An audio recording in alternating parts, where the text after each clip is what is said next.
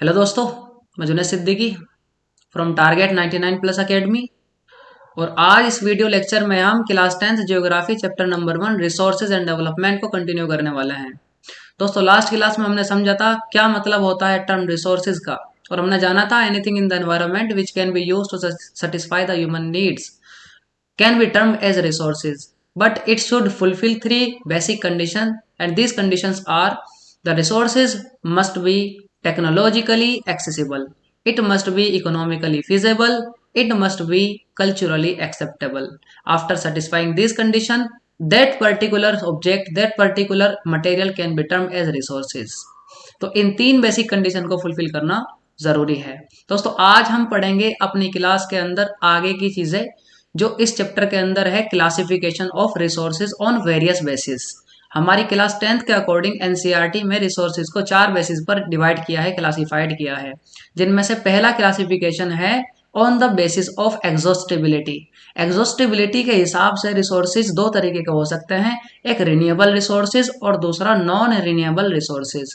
Renewable resources उस resources को कहा जाएगा जो नेचर के अंदर कंटिन्यूअसली बनते रहते हैं, और उनको अगर वो खत्म भी हो जाए तो किसी भी हम फिजिकल या केमिकल प्रोसेस से रीडेवलप कर सकते हैं, रिक्रिएट कर सकते हैं।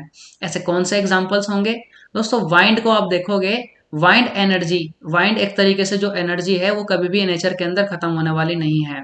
ये नेचर के अंदर कंटिन्यूअसली बनती रहती है, आप चाहे इनका कितना भी यूटिलाइजेशन करो ये खत्म होने वाली नहीं है। सूरज का अंदर से जो लाइट रेज आती हैं उनका आप कितना भी इस्तेमाल करिए, ये कभी कभी भी खत्म होने वाली नहीं है।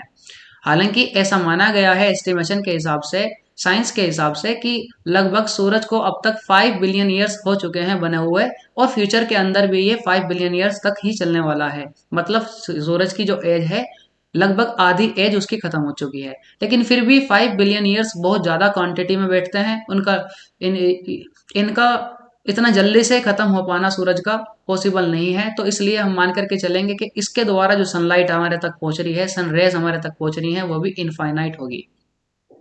तो इसी के कारण हम बोल सकते हैं कि सूरज से जो लाइट्स आ रही हैं, जो एनर्जी आ रही है, वो भी एक तरीके की रिन्यूएबल रिसोर्सेज की कैटेगरी में रखी जा सकती है। तीसरा हम देख सकते हैं वाटर को।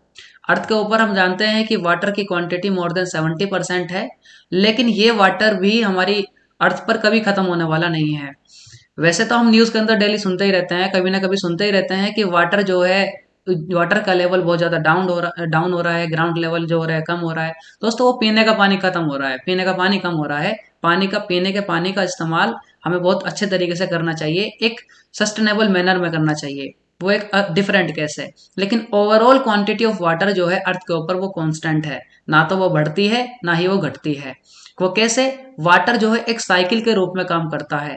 सूरज की किरणें जब सूरज के ओशन के सरफेसिस पर गिरती है तो उस कंडीशन में वो सरफेस ऑफ द वाटर से क्या करता है, उसका इवोपरेशन करता है। ओशन का जो वाटर है वो इवोपरेट होता है, इवोपरेट होने के बाद क्लाउड्स का फॉर्मेशन होता है, उस क्लाउड के फॉर्मेशन कंडेंसेशन होता है, और उसी से फिर हमारा प्रेसिपिटेशन होता है, मतलब रेन्स वगैरह हमारे अर्थ के सरफेस पर आती है।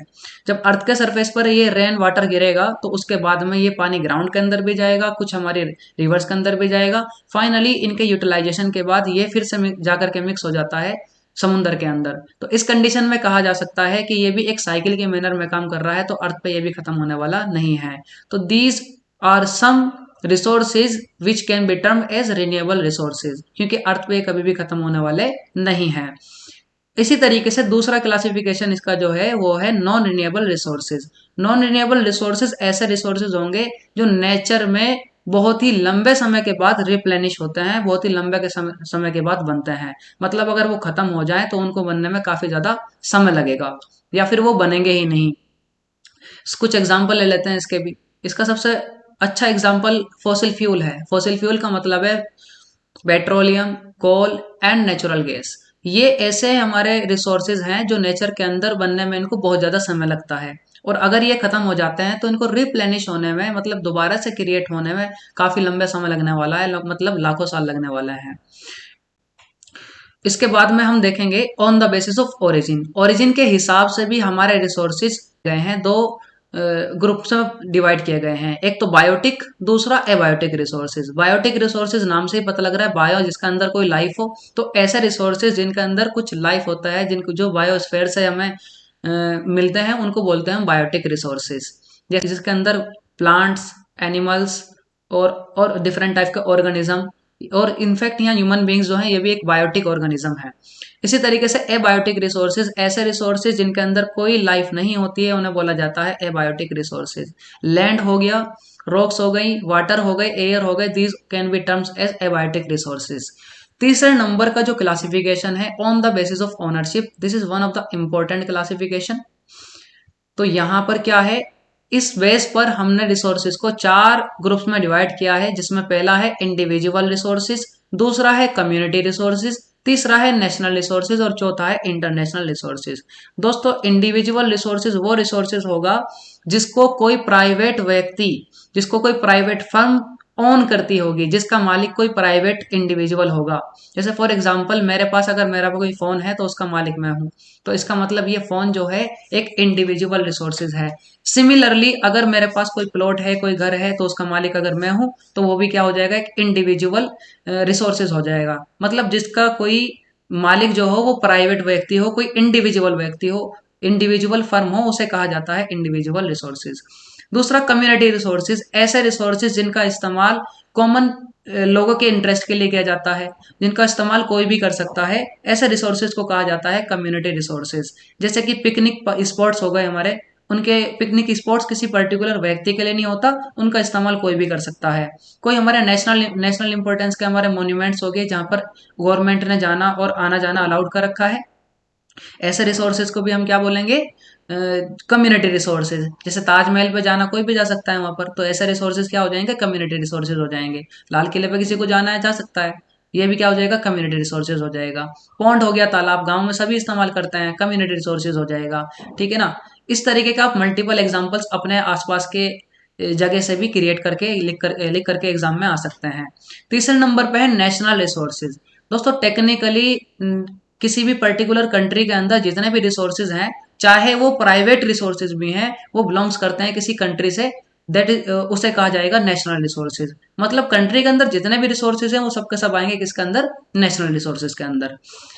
आपने देखा होगा कई बार जो हमारे रोड्स वगैरह बनते रहते हैं, तो उस समय पर अगर किसी का घर भी किसी के रास्ते में आ रहा है तो वहां पर सरकार उसको भी जब्त कर लेती है। एक अथॉरिटी होती है हमारी, एक डेवलपमेंट अथॉरिटी, तो अर्बन डेवलपमेंट अथॉरिटी उसका पूरा नाम है। तो उनके पास ये अथॉरिटी होती है कि वो किसी की प्राइवेट प्रॉपर्टी को भी ले सकती है। वो बात अलग है कि उनको अगर कोई मुआवजा दिया जा रहा है, that is a different matter. मतलब उनकी मर्जी के बिना भी फिर भी हम वो ले रहे हैं, दैट इज द रीजन कि वो क्यों ले रहे हैं, क्योंकि वो एक नेशनल रिसोर्स के अंदर आ रहा है, नेशनल रिसोर्सेज की कैटेगरी के अंदर आ रहा है। इसको थोड़ा सा और समझेंगे नेशनल रिसोर्सेज को। ये जो हमारा तीसरे नंबर का रिसोर्स है जिसका नाम है नेशनल रिसोर्सेज। नेशनल रिसोर्सेज का मतलब दोस्तों मैंने आपको बता ही दिया क्या होगा, लेकिन इसके अंदर है ना थोड़ी सी एक हल्की सी टर्मिनोलॉजी है जिसको समझना जरूरी है। देखिए दोस्तों, ये मान के चलिए दिस इज इंडिया, आवर प्यारा भारत। तो ये इंडिया की यहाँ पर जो बाउंड्री है ना, ये वाली, यहाँ पे इसके आसपास इसका सी वाटर है या फिर ओशन का वाटर है, ये सारे का सारा ओशन का वाटर है। तो ये बाउंड्री जो है, जो वाटर से लगी हुई है, सी वाटर से लगी हुई है या फिर ओशन के वाटर से लगी हुई है, इस बाउंड्री को बोला जाता है पॉलिटिकल बाउंड्री। Political boundary. तो पॉलिटिकल बाउंड्री के अंदर जितने भी हमारे लैंड है या उसके अंदर जो रिसोर्सेज हैं वो सारे नेशनल रिसोर्सेज हैं। प्लस में यहां से लेकर के यहां तक का जो ये वाटर का एरिया है दोस्तों, इस वाटर को बोला जाता है टेरिटोरियल सी। टेरिटोरियल सी। और इसकी दूरी होती है पॉलिटिकल बाउंड्री से लगभग 12 नॉटिकल माइल्स तक। 12 नॉटिकल माइल्स आप मल्टीप्लाई करके देख लेना, एक माइल के अंदर अप्रोक्सीमेटली 1.6 किलोमीटर होता है। तो किसी किताब में 19.2 किलोमीटर लिखा हुआ है, किसी में कुछ, तो वो थोड़ा बहुत डिफरेंस आ सकता है। 19.2 किलोमीटर के आसपास का जो ये एरिया होगा इसको बोलेंगे हम टेरिटोरियल सी। और ये जो सी वाटर है, ये जो सी वाटर है टेरिटोरियल सी, इस वाटर के अंदर भी जितने रिसोर्सेज आ रहे हैं और प्लस में ये वाटर भी क्या होगा, ये भी एक नेशनल रिसोर्सेज की कैटेगरी के अंदर आएगा। दोस्तों उसके बाद में समझेंगे रिसोर्सेज बस यही था हमारा नेशनल रिसोर्सेज, यही समझाने की जरूरत थी कि ये टेरिटोरियल वाटर कौन सा है और ये पॉलिटिकल बाउंड्री कौन सी है, किताब के अंदर टर्मिनोलॉजी गिवन है। अब इसके बाद में अगर मैं इससे आगे जाता हूं, कहां तक जाता हूं आगे, लगभग 200 किलोमीटर तक, सॉरी 200 नॉटिकल माइल्स तक। नॉटिकल माइल्स को कन्वर्ट करने का काम आपका है, ये आपकी जिम्मेदारी है, कन्वर्ट कर लेना इसको। तो 200 नॉटिकल माइल्स तक कहां से, टेरिटोरियल सी से। टेरिटोरियल सी से 200 नॉटिकल माइल्स तक का जो एरिया होता है इसे बोलते हैं E E Z, exclusive economic zone. Exclusive economic zone वो जोन होता है जिसके अंदर किसी भी कंट्री के पास एक ये अथॉरिटी होती है कि वो अपनी टेरिटोरियल सी की बाउंड्री से लेकर के और 200 नॉटिकल माइल्स तक कोई भी साइंटिफिक रिसर्च समुद्र के पानी के अंदर कर सकता है, ओशन के वाटर के अंदर कर सकता है। रिसर्च के अलावा और भी कई सारे काम जो है इसके अंदर कर सकता है। ये 1982 के अंदर एक ट्रीटी हुई थी जिससे एक लॉ बनाया गया था जिसको बोलते हैं लॉ ऑफ सी।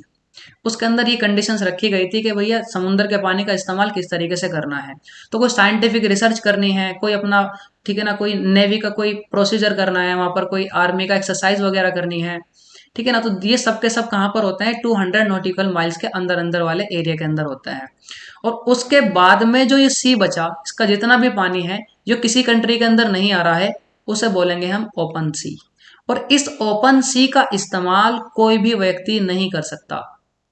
देखिए ये जो यहाँ पर सी था ना, ये नेशनल रिसोर्सेज में नहीं आएगा, ये वाला केवल नेचुरल रिसोर्सेज में आएगा। ये वाला रिसोर्स, ये वाला जो समुद्र का पानी है ये आएगा ईईजेड एक्सक्लूसिव इकोनॉमिक जोन के अंदर, जिसमें स्पेशल अथॉरिटी मिली जाती है, दे दी जाती है, बट वो किसी कैटेगरी में नहीं है। बट ये ओपन सी है, ये तो बिल्कुल ही किसी की कैटेगरी में नहीं है, मतलब किसी भी कंट्री के अंदर नहीं आएगा। अब ये किसके अंडर में आएगा, इसको रेगुलेट कौन करेगा, तो इसको रेगुलेट करने के लिए होते हैं इंटरनेशनल इंस्टीट्यूशन, इंटरनेशनल इंस्टीट्यूशन। और ये इंटरनेशनल इंस्टीट्यूशन, अगर मान लो कि हमें यहाँ पर जाकर के कुछ रिसर्च वगैरह करनी है, यहाँ से कुछ रिसोर्सेज का इस्तेमाल करना है, तो पहले हमें इनका क्लियरेंस लेना पड़ेगा, हर कंट्री को इनका क्लियरेंस लेना पड़ेगा, क्योंकि ये रिसोर्सेज ही हमारे कहलाते हैं इंटरनेशनल रिसोर्सेज। तो ये हमारे पॉइंट नंबर 4 जो था इंटरनेशनल रिसोर्सेज, वो भी क्लियर हो जाता है, ये कहलाता है इंटरनेशनल रिसोर्सेज। तो दोस्तों मुझे लगता है आपके पास समझ में आ चुकी होगी क्या मतलब है नेशनल रिसोर्सेज का, क्या मतलब है एक्सक्लूसिव इकोनॉमिक जोन का, और क्या मतलब है इंटरनेशनल रिसोर्सेज का। इंटरनेशनल रिसोर्सेज आप ये समझ लीजिए कि वो जो हमारा एक्सक्लूसिव इकोनॉमिक जोन के बाद एरिया पड़ता है ओपन सी, उसके अंदर किसी भी कंट्री की कोई अथॉरिटी नहीं होती। अगर वहां से किसी रिसोर्सेज का एक्सट्रैक्शन करना है या फिर कोई भी आपको एक्टिविटी करनी है, तो उस एक्टिविटी के लिए आपको सबसे पहले क्लियरेंस लेना पड़ेगा इंटरनेशनल इंस्टीट्यूशंस का, आपको सबसे पहले कंकरेंस लेना पड़ेगा इंटरनेशनल इंस्टीट्यूशन का, मतलब उनकी एक्सेप्टेंस लेनी, उनकी परमिशन लेनी जरूरी है। तो दोस्तों आज के लिए ये 4 क्लासिफिकेशन ही हम पढ़ेंगे। Thank you for watching this video.